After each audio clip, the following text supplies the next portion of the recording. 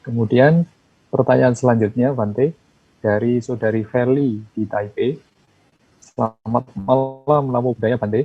Apakah kita dapat melimpahkan jasa kebaikan kepada mendiang yang telah mendahului kita dengan cara meditasi? Jika bisa, apa metode yang bisa diterapkan saat kita bermeditasi? Terima kasih. Ya, meditasi itu termasuk salah satu perbuatan baik. Ya, tadi dalam pembahasan kita sudah sampaikan bahwa saya tujuannya beragama Buddha apa? Ya, mungkin sinyal saya masih bisa didengar, suara saya? Masih bisa didengar? Bisa, Bante, terdengar jelas. Tadi agak putus sepertinya suara saya. Baik. Nah, jadi tadi di dalam pembahasan sudah saya sampaikan, tujuan saya beragama Buddha apa?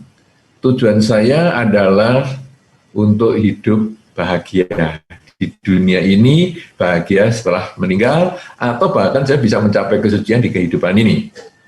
Kemudian, bagaimana saya bisa mencapai tujuan tersebut?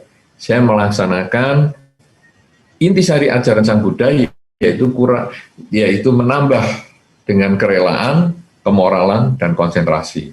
3 hal ini adalah termasuk kebajikan semua.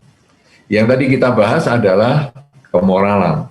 Dan sekarang Anda berbicara tentang konsentrasi. Ya, kerelaan juga bisa kita lakukan pelimpahan jasa, kerelaan. Kemudian kemoralan bisa juga kita limpahkan jasa. Demikian pula konsentrasi bisa kita lakukan pelimpahan jasa. Sekarang kita bahas dulu tentang pelimpahan jasa, karena mungkin ada beberapa orang yang belum memahami tentang pelimpahan jasa. Pelimpahan jasa intinya adalah saya berbuat baik atas nama mendiang. Ya, kalau ini dikatakan melimpahkan jasa kepada mendiang yang telah mendahului. Baik itu orang tua kita di kehidupan ini, leluhur kita di kehidupan ini, atau bahkan orang tua atau leluhur di kehidupan-kehidupan yang sebelumnya. Sehingga kita kalau merumuskan, membuat kalimat dengan mengatakan, semoga dengan kebajikan yang saya lakukan ini membuahkan kebahagiaan untuk semua makhluk yang berhubungan karma dengan kita. Karena semua makhluk yang berhubungan karma dengan kita, itu berarti orang tua kita di kehidupan ini bisa, atau kakak kita di kehidupan ini, atau teman kita di kehidupan ini, bisa juga orang tua, teman, kakak, kakek, leluhur dari kehidupan-kehidupan yang sebelumnya, yang mungkin mereka masih dalam kondisi yang bisa menerima pelimpahan jasa. Nah, kemudian saya mengucapkan bahwa semoga dengan kebaikan ini akan membuahkan kebahagiaan untuk mendiang. Kok bisa? Bisa. Itu sama dengan Anda berada di Taipei, kemudian Anda memberikan informasi kepada orang tua Anda bahwa, saya sekarang sudah lulus loh. Ini saya nilainya bagus-bagus. Nah, Anda tinggal di tempat yang jauh. Orang tua Anda di Indonesia. Tapi ketika orang tua Anda mendengar kabar baik Anda, dia berbahagia. Padahal yang lulus Anda. Orang tua Anda hanya dapat kabar. Nah, tapi bahagia itu, kalau orang tua Anda bahagia dengar kabar Anda, itu sebetulnya dia melakukan karma baik. Karma baik lewat pikiran. Karena kalau Anda menyampaikan kepada musuh Anda gua ya sombong lu, lulus aja sombong, tapi pikirannya negatif. Anda menyampaikan berita kelulusan yang sama, tetapi musuh Anda tidak suka, benci, tapi orang tua Anda bahagia. Itu sebetulnya pelimpahan jasa sistemnya seperti itu, mengkondisikan mendiang berbahagia di alam kelahiran yang sekarang dengan perbuatan baik Anda. Seperti tadi Anda lulus, Anda yang melakukan, tapi mereka yang berbahagia yang di Indonesia.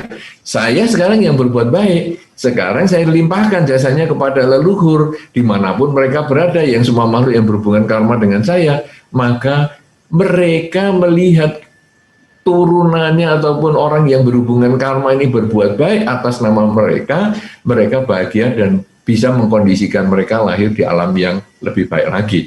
Nah, sekarang kalau saya melakukan kerelaan apa? Misalnya, saya pergi ke, misalnya, tadi ada misalnya ke wihara misalnya, ya tadi kan ada itu ITBC, pergi ke wihara mana, kemudian berbuat baik di sana, misalnya berdana, makan misalnya ke sana, itu kerelaan yang bisa dilimpahkan jasanya. Kemudian, waduh, saya kalau pergi-pergi jauh, oke, saya menjalankan kemoralan bisa. Hari ini saya mau menjalankan 8 sila. Untuk saya limpahkan jasanya kepada para leluhur semua makhluk yang berhubungan karma dengan saya. Bisa. Jadi kita bertekad, saya pagi misalnya saya bertekad hari ini sepanjang hari penuh sampai besok pagi 24 jam saya akan menjalankan 8 sila untuk kebahagiaan para leluhur semua makhluk yang berhubungan karma dengan saya. Bisa Anda di rumah, Anda jalankan sila, 8 sila, dari 5 sila itu ditambah dengan 3 yang lainnya, yaitu tidak makan setelah jam 12 siang, yaitu berpuasa ya setelah jam 12 siang, kemudian tidak menggunakan wangi-wangian, tidak tarian, musik, film, dan lain sebagainya, kemudian juga tidak duduk dan berbaring di tempat yang mewah. 3 lagi tambahan itu, atas nama semua makhluk yang berhubungan karma dengan saya, semoga mereka bahagia. Bisa, Anda tetap di rumah. Kemudian, ini yang Anda sampaikan adalah tentang meditasi. Hari ini saya mau bermeditasi, atau saya membaca parita dulu, biasanya saya punya altar, kemudian saya membaca parita, terus saya meditasi. Selesai meditasi, saya mengucapkan dalam 30 menit tadi meditasi, kemudian saya mengucapkan selesainya adalah semoga dengan kebajikan yang saya lakukan pada kesempatan ini, membaca parita dan berlatih meditasi selama 30 menit, semoga para mendiang semua makhluk yang berhubungan karma dengan saya, dimanapun mereka berada, semoga mereka berbahagia. Nah, sekarang meditasinya, metodenya apa? Metode yang Anda biasa kerjakan. Anda mau dengan objek nafas misalnya, 1, 1, 2, silahkan. Anda mau mengulang di dalam batin kalimat, semoga semua makhluk bahagia, silahkan. Tidak ada bedanya. Bedanya nanti hanya selesai meditasi, Anda mengucapkan kalimat pelimpahan jasa seperti itu.